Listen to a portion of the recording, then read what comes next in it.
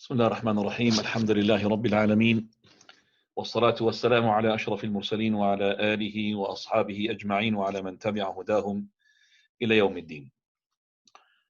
Indeed, after praising Allah the Almighty and passing salutation upon His Messenger Muhammad sallallahu alaihi wasallam, today is the 23rd of Ramadan. The year is 1441 after Hijrah. The English date is the 16th of May 2020. And in terms of Ramadan, we have, including this night, 7 nights maximum left for us. So 7 nights. Can I just ask the person who had just put now the spotlights or the video, please, can you just stop doing that, because it does disturb me. Jazakallah khair. We said that before.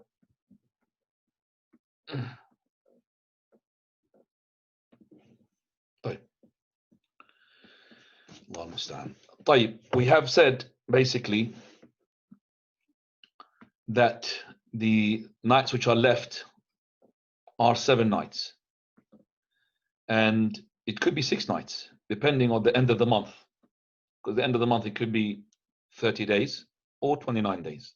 If it's 30 days, 7 nights left, and if it's 29 days, then it is only 6 nights left.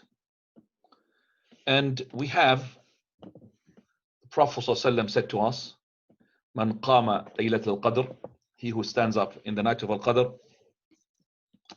imanan wa ihtisaba, believing in it and hoping for the reward, غُفِرَ لَهُ مَا تَقَدَّمَ مِنْ ذَنْبِهِ, his sins will be forgiven. The previous sins of his will be forgiven. Now, we need to know that the ibadah which is specified for the night of al-Qadr is the qiyam. And the qiyam includes the following: the prayer, recitation of the Quran, dhikr of Allah, and the dua. Those are the 4 things which are meant in the qiyam. Because the salah, the prayer, includes as well the dua and includes the dhikr of Allah. Okay, so the salah includes in it the dua and the dhikr of Allah, and includes as well the recitation of the Quran. There's no such thing that this night or these nights are for you to designate other ibadah into it. Meaning, it is not correct to specify being good to your parents in these nights. It's not good, or it's not being meant that to specify giving charity in these nights. It doesn't mean as well in these nights you start to produce your zakah. It doesn't mean in these nights, for example, to be good to your neighbors. It doesn't mean in these nights to, for example, help the person who's poor. It doesn't mean in these nights that I will, for example, feed the hungry. It means only the qiyam, which is salah, the recitation of the Quran, the dhikr of Allah, and the dua. Those are the 4 things which are meant. And also the salah is the tarawih, the qiyam al-layl, not the salat al-tasabih or the salat al-shukr, if there is a salat al-shukr, which there isn't, or salat al-hajah, the need prayer, which there isn't. The hadith regarding this issue is unauthentic in Sunnah al-Tirmidhi. It's not authentic. The prayer of the hajah. So not to specify even a particular prayer in that night. So it is the night prayers, which is the tarawih, the witr, salatul layl, salatul qiyam. Those are the salawat which are meant in this hadith of the Prophet sallallahu alaihi wasallam. Now, as we know, we're coming to the end of the Ramadan. For those who are falling short and they did not do the ibadah properly, I remind myself as well of what Al-Hasan al-Basri rahimahullah had said. Al-Hasan al-Basri, he had seen a man, he's old, looks old, and he's not doing very well. He's not supposed to be, well, he's supposed to make his ibadah properly, but he's looking like he's falling short a lot. So he's asking him, how old are you? So he said to him, I'm 60. So Al-Hasan, he said to him, verily, don't you know that you are on a road, you're almost reaching the end of it. You are on a road, you're almost reaching the end of it. So the man said, Inna lillahi wa inna ilayhi raji'un. It's like saying, so what? To Allah we belong, and to Him we shall return. So Al-Hasan, he said, do you know the meaning of that? Do you know the meaning of what you just said? Inna lillahi wa inna ilayhi raji'un. Because you see, so many people who are saying adhkar, yet they don't know the meaning of it. They mention Allahumma innaka afuwun tuhibbul afwa fa'fu anni. He doesn't know the meaning of it. Allahumma ati nufusana taqwaha wa zakkiha anta khayrun man zakkaha. He doesn't know the meaning of it. Allahumma atina fi dunya hasana fi al-akhirati hasana wa qina adhaban nar. He doesn't know the meaning of it. He says his adhkar, but he doesn't know. So that is why Al-Hasan al-Basri asked them, do you know what you're saying? Inna lillahi wa. Do you know the meaning of it? He said, well, go on, what's the meaning of it? Because he thinks the normal meaning. So I don't know, maybe you know better. So what's the meaning of it? So Al-Hasan, he said, when you say Inna lillah, to Allah we belong, that means you are a slave to Allah.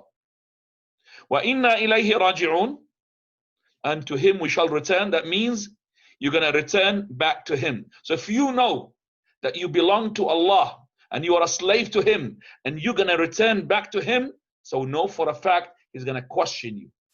And if you know for a fact He's going to question you, then prepare for your answer. Now the man just got really sort of alerted. Something had happened, shook him. So he said, Mal hila, what should I do?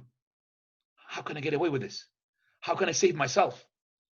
So Al-Hasan, he said, don't worry. Ahsan fima baqa. That is, be good in what is remaining for you in your life. Yughfaru laka ma mada. Then what is in the past will be forgiven for you. For verily, if you to be bad in the remaining time of your life, then you will be questioned and you will be taken into account for what you have done in the remaining of your life and what was in the past. So be good in the rest of these nights. The remaining nights, as we said, 7 nights or 6 nights. 7 nights is a maximum. Be good in these nights. Do your ibadah. Make sure that you do your qiyam, your adhkar, your recitation of the Quran, your dua. Make these things, and inshallah it will be good for you. And it will be as well a forgiveness for what is in the past. Don't worry about it in the past. It will be good and forgiven for you in the past. Subhanallah. What an advice for Al-Hasan al-Basri rahmatullahi alayhi. The dua, for verily, so many people, they don't really understand the immaculate impact of it. As we've spoken about it yesterday, some of the people have given up on the dua. So, well, Allah knows what is in me, so I don't need basically to ask Him. He knows. No, but He wants you to supplicate. And Allah says in Surah An-Naml, verse 62, أَمَّن يُجِيبُ الْمُضْطَرَّ إِذَا دَعَاهُ أَمَّن يُجِيبُ الْمُضْطَرَّ إِذَا دَعَاهُ وَيَكْشِفُ السُّوءَ وَيَجْعَلُكُمْ خُلَفَاءَ الْأَرْضِ أَإِلَٰهٌ مَعَ اللَّهِ أَمَّن يُجِيبُ الْمُضْطَرَّ إِذَا دَعَاهُ. Meaning, who is beside Him, the Almighty, who will respond to the dua of the person who is in dire need? Muddar, al-muddar means the one who is in desperation. Who's going to respond to his dua and fulfill his supplication apart from Him, the Almighty?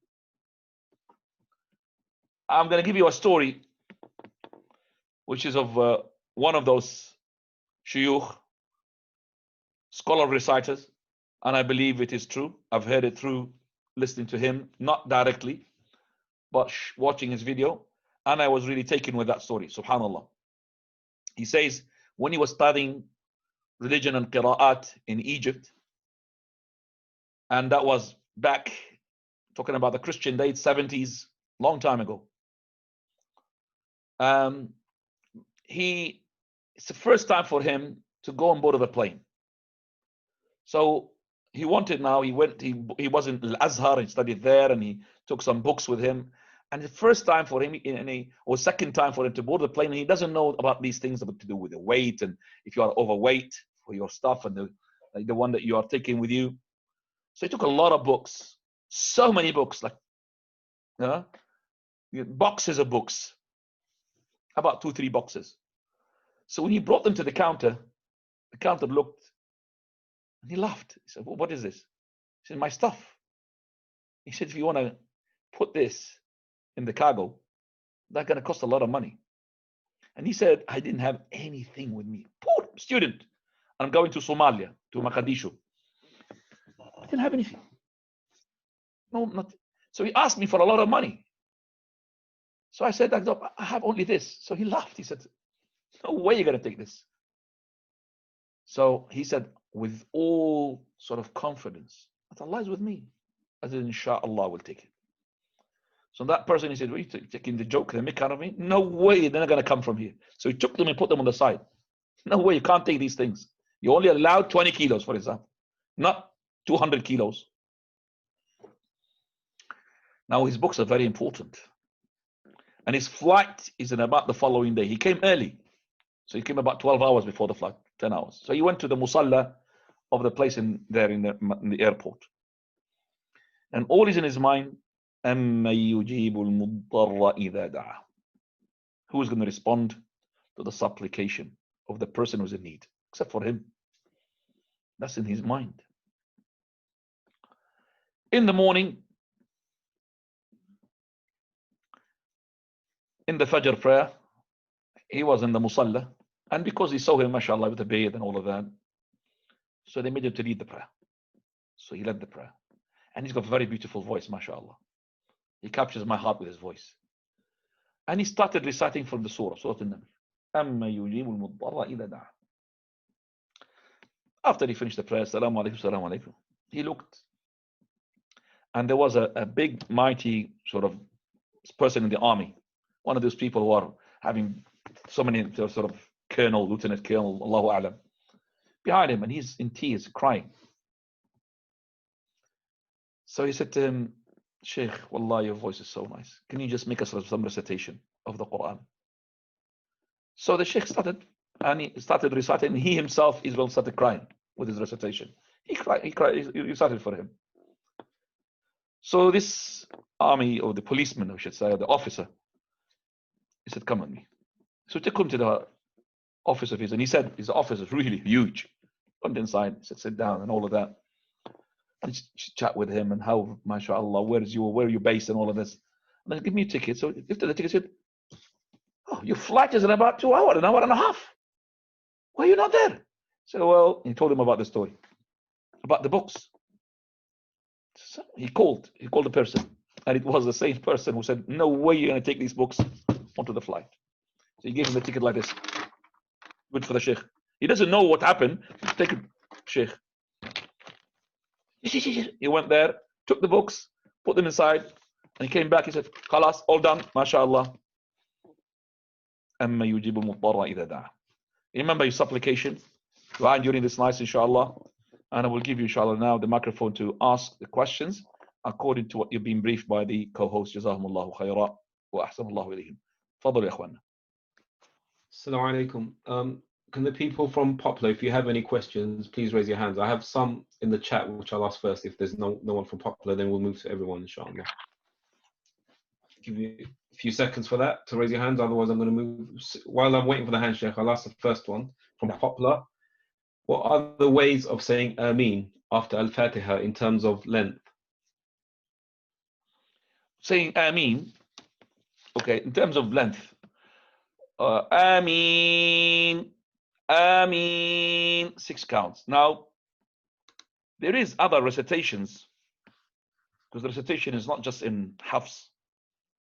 There's others, Ibn Kathir and others. So, for example, in the other recitation of Nafi' and Warsh and Nafi', for example, Tariq al-Azraq, they say Ameen. They prolong this before which is the Hamza, they prolong it as well. So both of them is to be correct. Wallahu ta'ala a'lam. Now, Another question from Poplar. How should one move the head while saying Hayya ala salah, come to prayer, and Hayya ala falah, come to success in the adhan? Hayya ala salah. So turning the head like this. Hayya ala salah. So this is so I keep my head.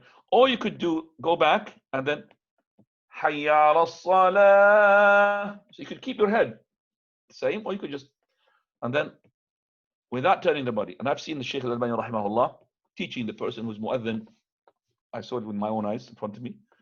And he's telling him, and he held his chest as his shoulders not to turn. He said, now yalla, turn your head. Hayya al-falah. Hayya al-falah. That's how we do it. Now. Okay. When making dua as a female, do I change the Arabic parts of it to female? For example, du'as with the word abd to amatu, and I am the son of your slave to I am the daughter of your slave, or is it fixed? Again, the question. Oh, so when making dua as a female, do I change the Arabic parts of it to female? Yes, to amma, yes, for the female. Well, Shaykh al-Islam ibn Taymiyyah rahmatullahi alayhi, he talked about it. Yes, ana amatuka. Ibn Abdika. Yes, you change it to Amma. Naam, to the female. Naam. Okay, I'm going to read another one out, but if anyone else has, it doesn't have to be popular, start raising your hands, inshallah. Can we add wa maghfiratu when responding to the salam? We don't add maghfiratu when we respond to the salam. But when we say the salam. To respond to the salam, we add wa maghfiratu. So, Assalamu alaikum wa rahmatullahi wa barakatuh. You could add wa maghfiratu when you return. Yes. Naam. Alhamdulillah. So can we have Abu Yusuf, please? When one does the tayammum, do they say the shahada, ashhadu an la ilaha illallah, ashhadu anna Muhammadan Rasulullah after? So Bismillah, do the tayammum, and then do you say the ashhadu an la ilaha illallah, ashhadu anna Muhammadan? So your question is, do I say the dua after finishing the tayammum? Correct. Yes. Yeah. Well, after we finish the wudu, the Prophet ﷺ, he said, when you finish, you say, Ashhadu an la ilaha illallah, wa ashhadu anna Muhammadan Rasulullah, Allahumma ja'alni min at-tawabin, wa ja'alni min al-mutatahhirin. You're asking, is that for after the tayammum?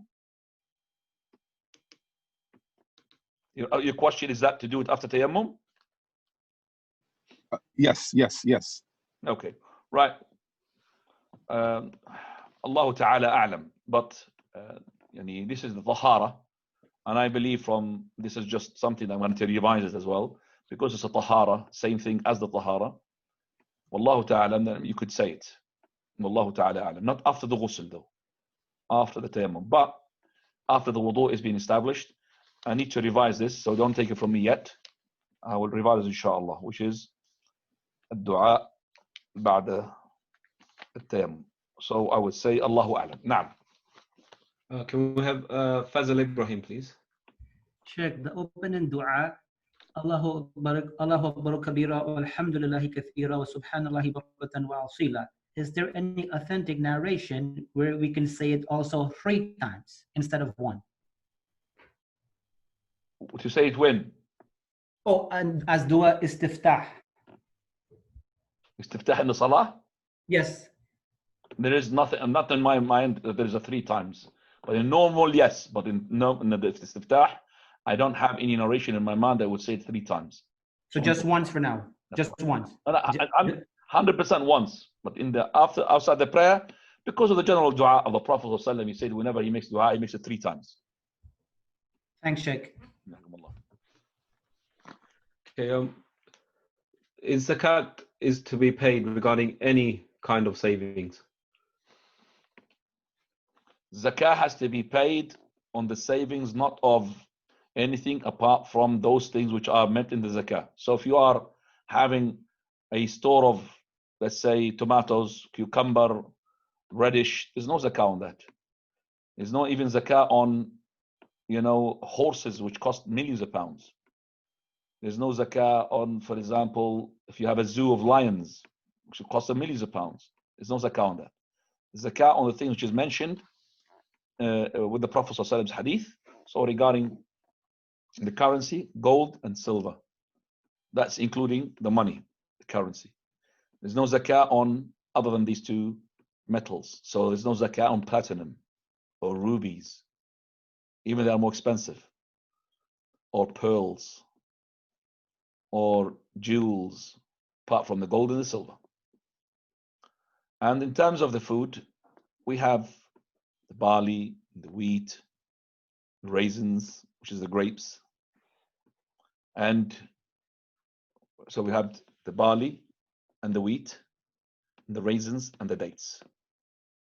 And we have other hadith as well that would take zakah on the honey if it's being protected by the government. So, Sam of Umar Khattab, if the honey is being protected by the government, your hives. But if it is something that is, in the forest, they don't have zakah on it. He called it like flies. Flies are everywhere. How can we make zakah on it? But if it's been, you ask the state, the dawla, to protect these hives for you. So you make it in this section of the mountains, and you send to the government to protect it for you, then there is a zakah on it, which is the ushur. And also regarding the plants, so these plants, they got their threshold, 1/20 if it's been irrigated, 1/10 if it is not being irrigated by the normal way. So it's been irrigated by Allah Azza wa Jal, by the rain, so 1/10. And if it's in between this and that, then you take in between as well as zakah. As for the animals, there's zakah on the camels and the cows and the goats. And camels here, and whatever looks like the camel. So the camels as well, there is something looks like the camel in the, can't remember the name of that animal, which is in the South America. South America, they have the small short camels, called Pinocchos or something like this. And the cows, what's similar to them as well, the buffaloes. The buffaloes, which we have them a lot in America, is zakah on them.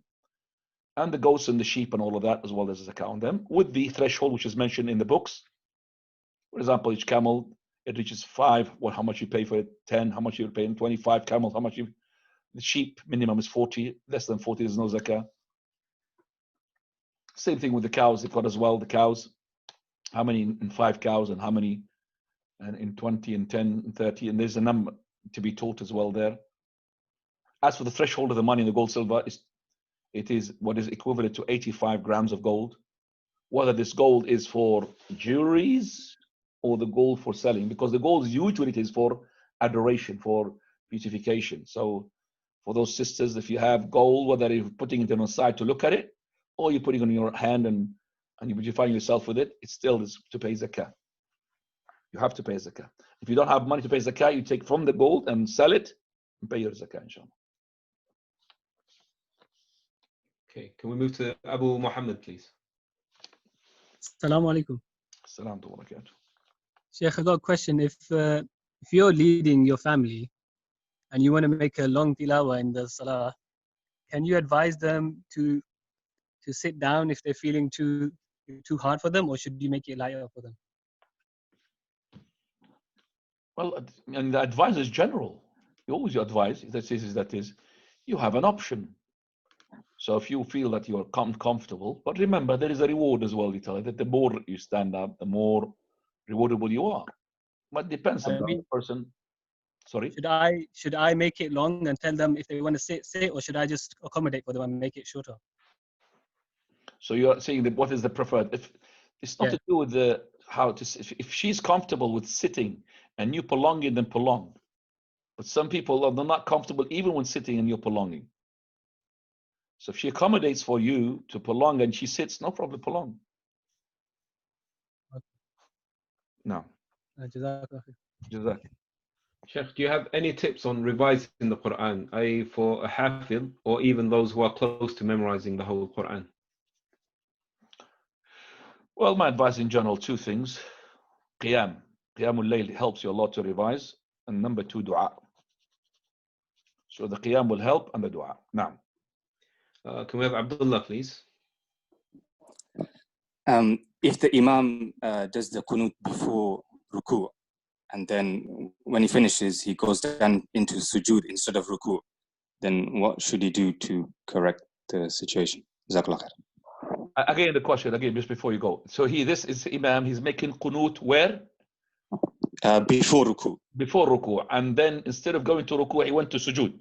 Yep, because he forgot. Well, you need just to get up. That's it. To get up as soon as you recognize, or somebody behind him, subhanallah, he will get up and he will make now he will make the ruku'. Straight away get up, then make ruku', Allahu Akbar, Sami'a Allahu liman hamid, and then when he finishes the prayer, 2 sajda, preferably after the salutation with another salutation. Preferably. But if he made them before salutation, then that salutation will suffice. Again, these 2 sajda, preferably after the salutation, and then it will have another salutation as well. Or if you do them before salutation, no problem, inshallah, with the salutation. Now, is it true that just before iftar, it is the best time to make dua? Just before iftar is the best way to make dua? I don't understand that. And is it the best dua?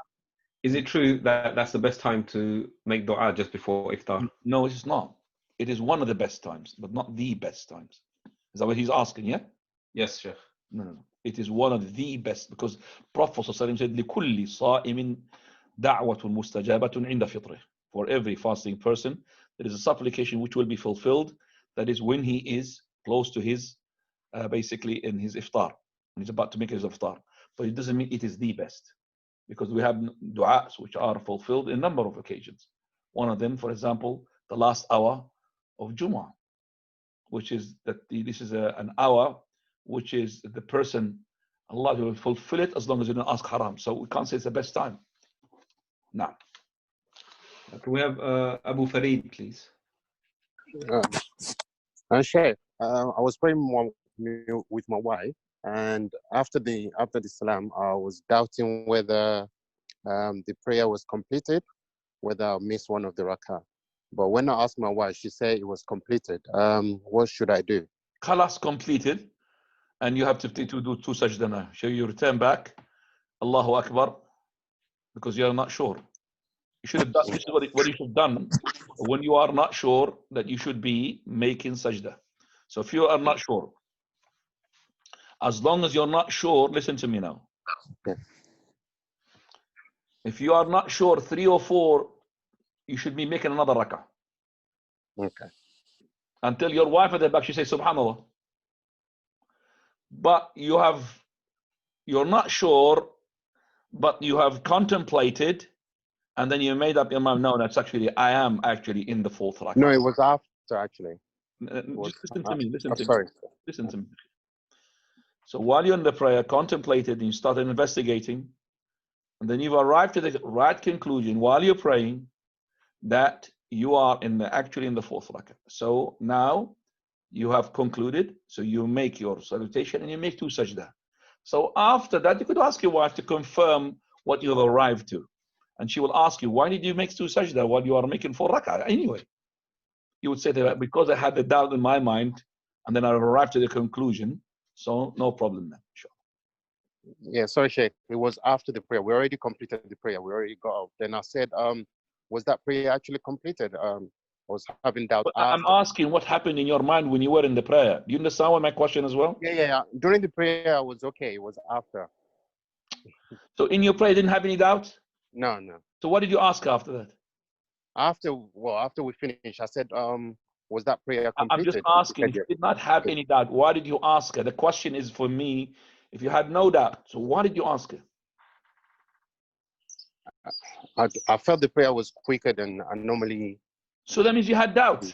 You see what I mean? It doesn't work like both ways. You had no doubt, you're not going to ask. That means you had a doubt. That is called doubt because you're too fast. See what I mean? So if you are %, you did not have a doubt, there's nothing to do. If you had a doubt, you have to fix your prayer. Okay? Okay. Jazakallah khair. Jazakallah khair. Sheikh, which books should a student of knowledge begin with, and what would be the best book on Tazkiyatun Nafs for the everyday Muslim?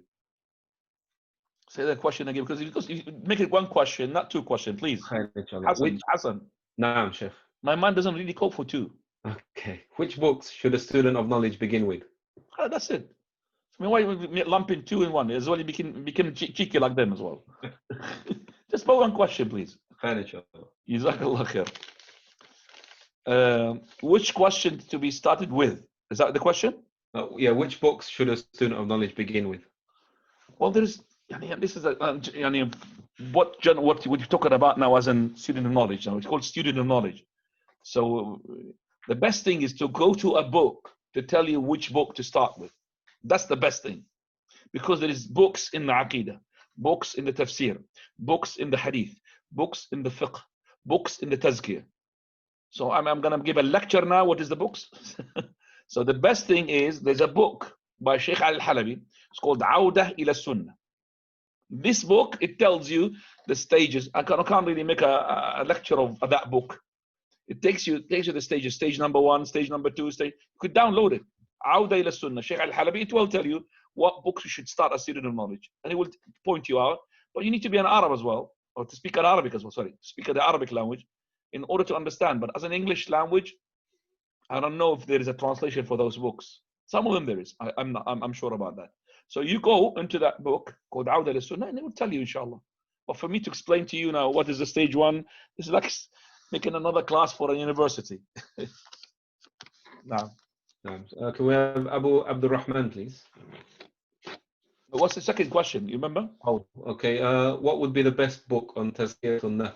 Yeah, for the everyday? the question is better for me because we are at the end of the time and the glucose drops in the brain. You can't focus, you see. طيب, regarding the issue of what is the best book of the Tazkiyah, there's plenty of books of the Tazkiyat al-Nafs, and the best person one of the authors to look at these books is, for example, Al-Jawab al-Kafi, and these are the books of Ibn al-Qayyim rahmatullah alayh, and there some of them are translated because these are the ones to treat yourself, to treat your soul, to diagnose the disease, whether it's disease of arrogance, disease of pride, the disease of bid'ah, the disease of feeling down, disease of depression, all of those. Al-Jawab al-Kafi, you could find that in there. Also, it is better to read into the biography of the prophets and the Prophet Muhammad sallallahu and the companions. That would give tazkiyah a lot to yourself. If you start reading about the story of the Sahaba, Sahabiyat, the companions, whether females or males, to read in there, inshallah, there's tazkiyah as well in them. طيب. Okay, so Abu Abdul Rahman, please. Sheikh, can I throw a paper that has the name of Allah or the name of prophets in the bin? If not, what can I do? Again, because I'm not clear. Can I throw a paper that has the name of Allah or the Can name you of throw the a prophet? paper? It's got the name of Allah. Yes. So one of the names of Allah. Another question? Yeah. Or the name of what? Oh, Prophet. The Prophet. As for the name of the Prophet, the word Muhammad, Ahmad, and all of that, these are names, but the names of Allah you're talking about. Yes. Okay. We say that the words of Allah Azza wa Jal and the names of Allah Subhanahu wa Ta'ala, the words of Allah means the Quran. They should not be humiliated in any way or any form. So if you had a shredder, I do have one here, then this shredder will shred those letters to make them not intact words. Then it would be good. If you don't have a shredder, then the best thing is to do is to burn it, or to bury it. And I remember there's one of the masajid, they do have, for example, a collection and a big thing which is to do with papers of the Mus'haf or any papers contains Allah's words or teaching of classes which got, for example, tajweed and contains some of the ayat. They'll put them in a box and at the end of they take them and they burn them. That's the best. But to throw them and then they're going to be humiliated is not correct. Especially if some people use them as wiping. Even the Arabic language in totality, its entirety, should not be humiliating that. Come to my mind, two things here. Number one, regarding Sheikh Mashhur was asked about using the newspaper, the Arabic newspaper, for wiping the glass, because the newspaper It does clean the glass. It's very good, especially the windscreens and all of that. The Sheikh said, no, not the Arabic language. The second thing comes to me as well in my mind, that the Arabic language, subhanAllah, is more maybe respected than the non-Arabs, Muslims, more than the Arabs themselves. In Bangladesh, they have a habit in the city that they urinate openly. There's a place there, and the urinate he just sits down and urinates. I've seen that on a video clip, and the council, they've just given up and stopping these people doing this. It's not an act of civilization, just like that in front of everybody. And the urinate against the wall, like that. And there's a wall there, which is there, and people use it to urinate on it. So they wrote on it in Bangladeshi language, don't urinate here. In the video clip, as a CCTV camera looks, people urinating on those words. Don't urinate, okay, urinating on top of it. So the Ministry of Endowment came on the genie side here. They changed these words into Arabic. لا تبل هنا. Do not urinate here. They don't understand the Arabic. لا تبل هنا. So one of the clips, it says that it shows a man, he just went to urinate as a habit of his in that same place, and he's about to do it, and he looked, he said, and he backed off because this is holy for him. He doesn't know what it says. He doesn't know that it's not Quran, but it says لا تبل هنا. It's Arabic for him. خلاص. So that they had to back off. So that's the respect to the Arabic language that we could see it from the non-Arabs. And I know as well the students who to learn Quran studies, sometimes I'm going to have my Arabic class, and he means my Quran class. So Quran is linked to the Arabic. Now,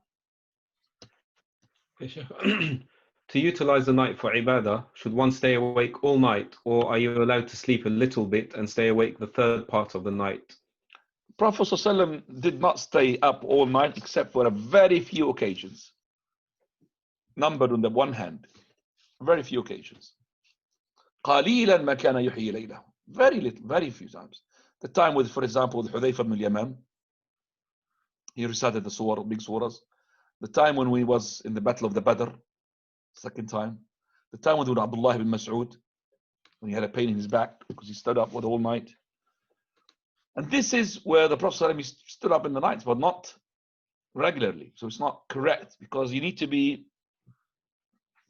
focused on your prayer, not to be so tired.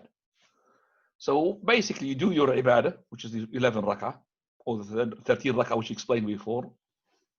You prolong them if you want. But after that, you're left with the Quran, and left with the dua, and left with the sleep. Because the sleep of yours is ibadah. Because you are using that sleep in order to make the ibadah. So your body needs that relaxation in order to give you, himself. We say in Arabic, "i'lif himaraka thumma kidda." Feed your donkey, then ride it. So imagine yourself as a donkey now. Okay? So you need to feed it. How do you feed it? We make it relax, make it give him food, give him nourishment, and also the right food, and also not too much food, and at the same time, so you can relax. And then ride yourself, meaning use yourself for focusing, recitation, and dawah. Now. Okay, can we have Abu Muslim, please? يلا يا أخ بلال. السلام عليكم شيخ. Sheikh, and the morning adhkar, can you start before the morning prayer, or does it have to be after the prayer? After the prayer. It have to be after the prayer. Jazakallah. After the prayer. Now. Jazakallah khair. Jazak. Okay, Sheikh, during Ramadan, when we pray witr, Taraweeh, there is a dua after qunut. I don't know the dua, so can I make my own dua in my own language? We answered this question before, Sheikh. No. Might be a new student, so. Yeah, but we can't really answer the question so many times. I mean, this is a question being answered so many times. But skip to the question, please. Okay. Can we have no? So I'll read another one. Sheikh mentioned about praying Eid Salah at home. Is it okay for a sister to lead the other woman in the house if there are no men in the household? Just hang on a second. Sure. Now, read the question again. Okay. So Sheikh mentioned about praying Eid Salah at home. Is it okay for a sister to lead the other woman in the house if there are no men in the household? A very good question. This is, I haven't asked me this question, so I'm just going to write it down. Very good question, mashallah. No problem whatsoever. She could lead her, because she's a two, praying the Eid without khutbah. Now. Okay. Can we have Keva Sunnah, please? Assalamu alaikum, Sheikh. The question is regarding the acts of worship to do in the last 10 days looking for Laylatul Qadr. Are they specific to what the Messenger ﷺ narrated, or can other acts of worship be done in the hope of getting the reward of 1,000 months? So some people give like charity, or they're extra good to their parents, or, you know, like extra acts of worship, or does it have to be the prayer, the Quran, and the dua as it's mentioned? So is it restricted, or can it be like general ahadith be applied? I'm pretty sure that you did not join from the beginning. True or not? True. Okay, If Hassan. that question is answered. Hassan, Naam, Sheikh. can you answer this question, please? Sorry, Sheikh. I was writing questions then, so I didn't hear sorry. Okay. Faisal Ibrahim, and click him. Answer that question. Sheikh, Faisal. I didn't hear the question, so I apologize, Sheikh. Are you running away from the answer? No. What is the question, Sheikh? I will try to answer, inshallah. The question he's asking, in the hadith of the Prophet ﷺ, to make the qiyam of the night al-qadr, do you make the certain ibadats like charity and all of that, or just a specific ibadat? I think it's general from what you said, Sheikh. Do you specify for example, shall I make the charities now and pay zakah now at the moment? And oh, no, you don't do that. so what do you do? Sorry. What do you do in the night of al-qadr? What do you do? What did the ibadah I mentioned? When the Prophet said, "Man qama laylat al-qadr, غفر له ما تقدم إيمانا واحتسابا غفر له ما تقدم من ذنبه." What is qiyam is meant here? I mentioned at the beginning. I said no. I don't know if you're here or not. I said number 1, salah. I said number 2, dua. I said number 3 is adhkar. Number 4, recitation of the Quran. So these are the 4 things which went in the qiyam. It doesn't mean here I could be good to my parents, or good to my neighbors, or feed the poor person, or pay my zakah, or put my sadaqah on these days. It's not correct. This is what is meant. So here al-amal, alif lam al-ahdiyya. Al-amal means here that is the one which is needed to be done. When I say the ibadah, not any ibadah. So this night of Qadr, I can't just specify, not even any prayer. It has to be the Taraweeh prayer, the Witr prayer. Not, for example, I'm making Tasabih prayer in it, or Salat al-Shukr in it, or what's so-called Salat al-Hajjah in it.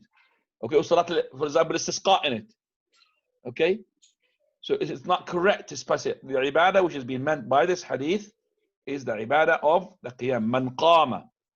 This is the one. Qiyam includes the prayer, which includes in itself the dua, and includes the Quran, and includes the dhikr of Allah Azza wa Jal. Is that an answer for your question, Ya Keva? Jazakallah khairan. Sorry for being late, Ya Sheikh. Yes, but because when you're being late, I'm being compelled to answer a question which is already answered. Never mind. I'm sorry. Inshallah, won't happen again. Okay, pay fidya. Yalla. Okay. Question from Ustadh. How many times do you read Surah Fatiha for shifa or dam?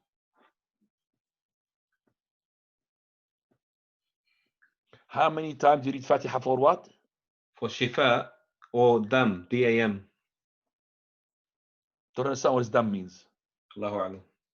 Allahu A'lam. Allahu A'lam. Okay. But for shifa, is there anything for that? Shifa, you mean for ruqya? Yes, the ruqya, there's Fatiha, we recited, there's one narration 3 times, one narration 7 times. نعم. قراءة الفاتحة 7 مرات. Yes, correct. Hadith Abi Sa'id al-Khudri. نعم. In Sahih al-Bukhari. Can we have Muhammad Ali, please? Muhammad? No. There's no. We'll move to Abu Farid, inshallah. Sheikh, can you boycott a brother that is into haram, something that you told him is haram, like nasheed or music, if they're making it, from if you're supporting the brother, can you stop the support to the brother? Financial support, you mean? Yeah, financial support, yes. Well, yani, the support and the stoppage of the support has to pour into the maslahah. What is the maslahah here? Is for this person to stop the haram and to fear Allah Azza wa Jal. So do you think by stopping that, okay, so it's left for you, you could still give him. You could still give him because you hope by giving him that one day he will stop that. But if you thought, oh, if I boycott him from this or stop this, he will ask me why, and I'll tell him because of this, it might bring him back to the haqq, then stop it. So it's up to the person to decide. I can't really give you a general answer which is fit for every scenario or case because there are different people and they react differently. Now, Exactly. Okay, Sheikh, question here. My husband and I do not celebrate birthdays or anniversaries, etc. Is it permissible to celebrate our marriage by going out for a meal or giving gifts, but nothing extravagant? No. No? Okay. There's no celebration of anything to do with Dukkha ya akhwana. All of these are habits being crept into our habits from the others, from the outsiders, not from the Muslims. These things are crept into our, you could say, socializing way of doing it or into our way of living. It's not from our Islamic sort of background. What is the celebration of the marriage? SubhanAllah. There's some people celebrate their divorce. They got rid of each other. Alhamdulillah, celebrate it. And I have seen a video clip of a woman. She's driving a car from the old cars, and the back says "Happy Divorce." Okay, happy divorce. Allahul Musta'an. So no such thing.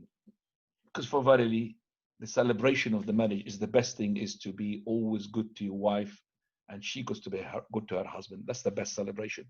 It's not a point of just celebrating one day and fighting 364 days, or pretending.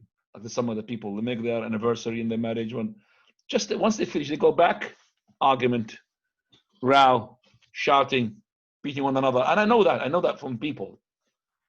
Okay, banging each other, throwing TVs on one another, and then they want to make anniversaries. It's a lie. It's a show. It's an act. No. Okay, Fazal Ibrahim. Sheikh, I saw a video with you on YouTube leading the Isha Salah at Greenland Masjid as a traveler imam, and at the end of the second rak'ah, you said the taslim very, very quietly, and you told the congregation to continue their prayer. Was there a reason for that, or is that the sunnah to say the taslim silently if you're a traveler imam? It's not the sunnah. This is the way we understand. Okay? This is the way we understand. You're trying to make the prayer in a way which will not confuse the people. It's common sense. It is common sense. We don't have, for example, it is a sunnah to say this loud or not loud. But you're not trying to confuse the people. That's the whole thing. So this is the common sense. Now, for example, when we are in ruku', the imam in ruku', I've heard people coming. There's no such thing in the hadith or the sunnah. It says that it is from the sunnah to prolong your ruku' in order for him to catch up for the rak'ah. There's no such thing. But it's common sense. Because I know if I'm imam known to be taking my time when people comes like this person will not start running, which is prohibited. So I'll take my time for him to join the prayer. And once the people know this, they will not run because no, the imam will wait for us. Don't worry. Take your time, make your ruku' properly. So that is common sense. So as our Shaykh Al-Albani said, you can't say it except like this way. Because if you said it loud, you're going to make everybody make a mistake. Half of the people, not to say most of them, they are on autopilot. You know what's an autopilot? Autopilot. Salamu alaikum, salamu alaikum. Autopilot. They don't know what's rak'ah. He's with the imam. He's with the imam. He might realize that later on is a mistake, but he's already made the mistake. It's salamu alaikum. So why do you want to make the people making the mistake? So they don't hear salamu alaikum except for the ones who are behind me. Just salamu alaikum. Or if I had travelers, just audible to them. Salamu alaikum. And then I would say to everybody, atimmu salatakum. They will only hear from me, then they are with me. Atimmu salatakum. And if I said salamu alaikum, Believe me. It reminded me of a story happened to me in the main masjid of our city. The imam there, he's all the time making the people, resting on him, depending upon him. He is the pilot and they are on autopilot. So when he comes to the second rak'ah, he changes the tone, the melody of saying Allahu Akbar. So when he's normally doing Allahu Akbar to ruku, Allahu Akbar, Allahu Akbar for sujood, Allahu Akbar for second sajda.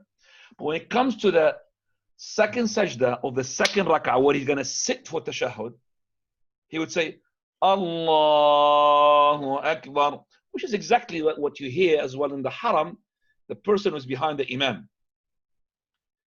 Always remember in the sajda, which is the last before tashahhud, before sitting down, he will say Allah. They are on autopilot, and that is not from the sunnah. It's bid'ah. So when this imam left, I don't know which day, they made me to lead the prayer. It was the first prayer for me, and it was dhuhr, and it's the masjid for the market. The market, that means everybody in the market will come. We're talking about hundreds of people. Right, so I went now for my, when I said, I can't remember which one I said, when I went to ruku', sujood, sajda. Okay, so I can't remember which one I did, but it could be the second rak'ah. Okay, so I said Allahu Akbar. It could be the second rak'ah, I can't remember. So I could see with my eyes, I said, 2, 3, 5, 6 people beside me, and 2, 3, they just stood up because they are on autopilot. They think this is now standing up. It's not for sitting down. I should have said, according to them, Allahu Akbar. Okay? That's how it is. So it has to be. And after the prayer, this person comes to me. Wallah, I remember him. As an old man.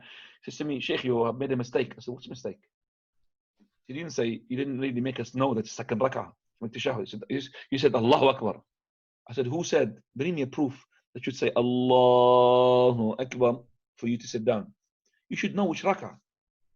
This is the way the Prophet ﷺ, he prayed. And not only that, the Prophet of Allah, it is a narration from the Ibrahim al-Nakhai and others, that at-takbiru hadfun, at-takbiru jazmun, was-salamu hadfun. At-takbir is to be jazm, Allahu Akbar, not Allahu Akbar. والسلام حذف السلام عليكم ورحمة الله. Not السلام عليكم. That's the singing. That's not the salam. No. Okay, sure.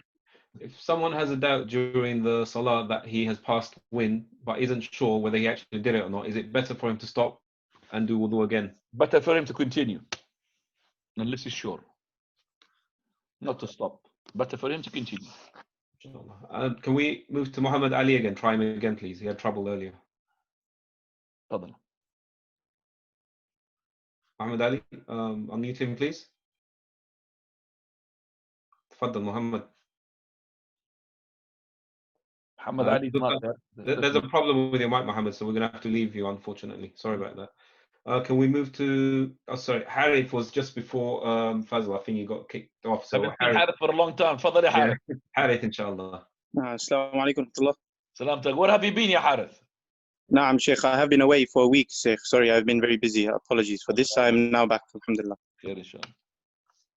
Sheikh, my question was, is there zakah on the merchandise in the shops for the shopkeepers and the shop takers? Two madhab.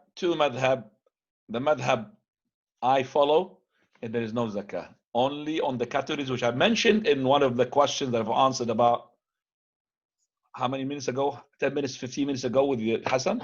I mentioned the categories of zakah in details. Is the merchandise, tijara, urdu tijara, there is no zakah. And that's the opinion which we adopt. And this is the opinion of Abu Bakr radiallahu anhu, opinion of Aisha radiallahu anha, and opinion of Umar al-Khattab radiallahu anhu. Naam. Another question on zakah. If I wanted to pay my zakah in advance, can I take away the bills from my total savings that will be made before my zakah is due? Well, take them before. Take them before. Don't leave the money with you. So set them aside for them. So take them before that. So if you kept them, you have to pay it. So let's say, for example, you had taken a loan from somebody. And that loan is £5,000. And you did not use that loan. And you kept it with you for 1 year. You did not use it. And you're supposed to give it back. Yet you kept it for 1 year, you pay zakah on it. You yourself, not the owner. The owner will pay zakah on it as well. So it will be double zakah. Zakah from the owner and the zakah from you because you borrowed it. So if you borrowed it, you don't want to use it, get it back. So you don't pay zakah on it. Same thing here. Before the zakah is due, take it out. Otherwise, you pay zakah on it. Naam. Can we move to Abdullah, please? 2 minutes, please. If someone owes me money and I put pressure on them to pay me, and then I know that to pay me back, they have to take, or they will take a loan with riba. Will that sin of them taking riba be on me for putting pressure on them to pay me? Basically, the question is that if I'm gonna be asking for my money from somebody, and that will entail for him to go into haram, is that allowed or not? No, exactly. The haram is on him, is not on you. The haram is on him, is not on you. You're asking for your money, but if you are able to postpone, then it's better to postpone. Allah says, look at how you ease the situation. But his haram is on him, it's not on you. You're not really cooperating and make it haram. You're not. You're asking. So if I, for example, I'm asking a person, okay, for my own stuff, and this stuff of mine, in order to get it, he's gonna get it from his alcohol shop. You understand me? He's got an alcohol shop. He put it there. He's got a bar. So I'm asking for my book. If he's gonna get it, he's gonna go to the bar. Is that haram? Well, it's haram on him. It's not on me. He put it in the bar. Do you understand me? He has to get my book. Yep. Same thing with that. سبحانك اللهم بحمدك أشهد أن لا إله إلا أنت أستغفرك وأتوب إليك جزاكم الله خيرا.